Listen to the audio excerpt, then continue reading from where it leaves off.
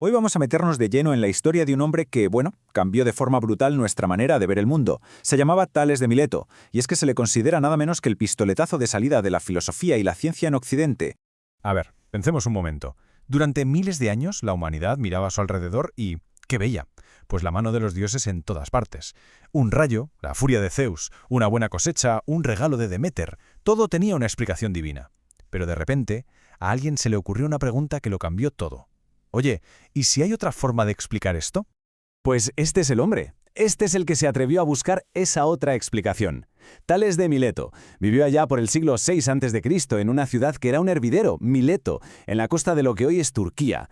Imaginaos un puerto lleno de gente, de barcos, un lugar donde las ideas de Egipto, de Babilonia, de todas partes chocaban y se mezclaban. Vale, vamos a ver, ¿por qué fue tan revolucionario lo de Tales? Porque, ojo, no se trata solo de que tuviera ideas nuevas. Lo que hizo fue mucho más gordo. Inauguró una forma completamente nueva de pensar. Hasta ese momento, el mundo se explicaba con el mitos, o sea, con historias, con mitos de dioses y héroes. Y llega Tales y propone el logos. ¿Y qué es el logos? Pues básicamente la idea de que podemos entender el universo usando la cabeza, la razón, y observando lo que pasa a nuestro alrededor. Es un cambio brutal. Ya no se pregunta, ¿quién, qué dios, está enfadado para provocar un terremoto? No. La pregunta ahora es ¿qué? ¿Qué proceso natural causa el terremoto? Y esa es la clave de todo. El universo ya no es un culebrón de los dioses, es un sistema que podemos llegar a comprender. Claro, es que le tocó vivir en una época increíble, de muchísima efervescencia. Como decíamos, nació en Mileto, que era una especie de cruce de caminos, de culturas. Así que seguro que se empapó de todo el conocimiento que venía de Egipto, de Babilonia. Y entonces, en el año 585 a.C., hizo algo que lo convertiría en una leyenda. Pero paciencia, que a eso llegaremos en un momento.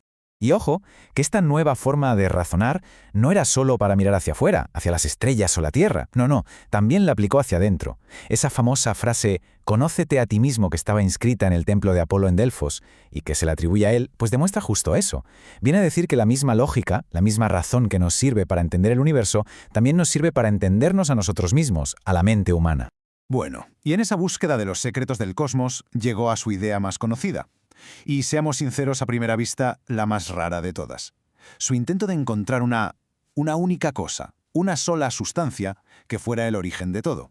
Es que hasta el propio Nietzsche lo dijo, que la filosofía griega parece empezar con una idea absurda. Porque, a ver, ¿por qué iba a decir Tales que todo, absolutamente todo, es agua? Suena simple, ¿verdad? Casi infantil. Y su visión del cosmos, pues, era coherente con esta idea. Él se imaginaba la Tierra como una especie de disco plano, ¿vale? Flotando en un océano gigante, infinito. Es una imagen muy sencilla, sí, pero aquí está lo importante. Es un modelo basado en algo natural, en el agua, no en un dios que sostiene el mundo en sus hombros. Pero bueno, ¿de dónde se sacó esa idea? Parece que, según Aristóteles, fue por pura observación. O sea, Tales simplemente miró a su alrededor. ¿Y qué vio? Pues veía que todo lo vivo necesita agua, que los alimentos son húmedos, que el calor genera humedad, como cuando el sol evapora el agua del mar, que las semillas, el origen de la vida, son húmedas. Todo apuntaba al agua. Incluso para los terremotos encontró una explicación natural. No era un dios cabreado, era simplemente la Tierra, nuestro disco, que se balanceaba sobre las olas de ese gran océano. Así que aquí está el verdadero meollo de la cuestión. La respuesta, el agua, en realidad no es lo más importante. Lo que de verdad lo cambió todo fue el tipo de pregunta que se hizo. Fue la primera vez que alguien dijo, oye, a lo mejor el universo no es un caos que depende de los caprichos de los dioses. A lo mejor es un cosmos, un sistema ordenado, con un principio natural que lo une todo. Y, lo mejor de todo, un sistema que nuestra mente puede llegar a entender. Esa es la auténtica revolución. Pero Tales no era de los que se quedan solo en la teoría, en la pura especulación. No. Él cogió esta nueva herramienta, la razón, y la aplicó a problemas del mundo real, a cosas prácticas, sobre todo en el campo de la geometría. Hay una historia buenísima sobre esto. Cuentan que viajó a Egipto y dejó alucinado al propio faraón. ¿Cómo? Pues porque le dijo que podía medir la altura de las grandes pirámides, algo que por lo visto nadie había sido capaz de hacer. Y es que el problema es genial. Pensemos, ¿cómo mides algo tan gigantesco que no puedes escalar? No puedes subir hasta la punta con una cinta métrica. ¿Cómo se hace? Usando solo el coco y 4 cosas sencillas. Pues aquí viene la genialidad. Tales se dio cuenta de la relación que hay entre los triángulos semejantes.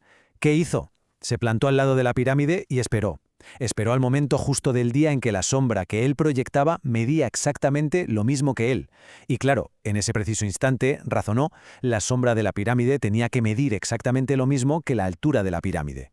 Brillante, simple, elegante y 100% lógico. ¿Vale? Hemos visto la Tierra, ahora vamos a mirar al cielo. Porque fue ahí, en los cielos, donde la aplicación del logos por parte de Tales tuvo su momento más espectacular, el que todo el mundo recuerda.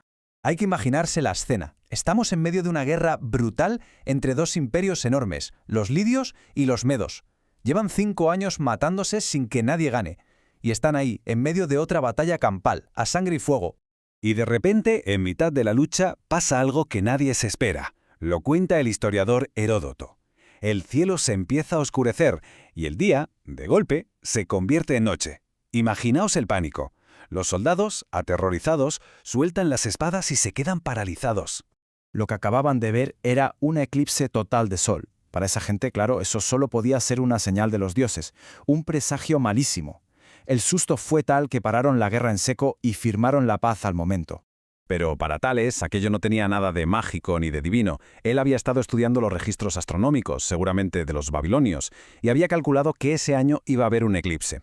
Este momentazo, que sabemos que fue exactamente el 28 de mayo del 585 a.C., es lo que muchos, como el famoso escritor Isaac Asimov, consideran el nacimiento de la ciencia. ¿Por qué? Porque demostró que el universo no es aleatorio, no funciona por caprichos, es predecible.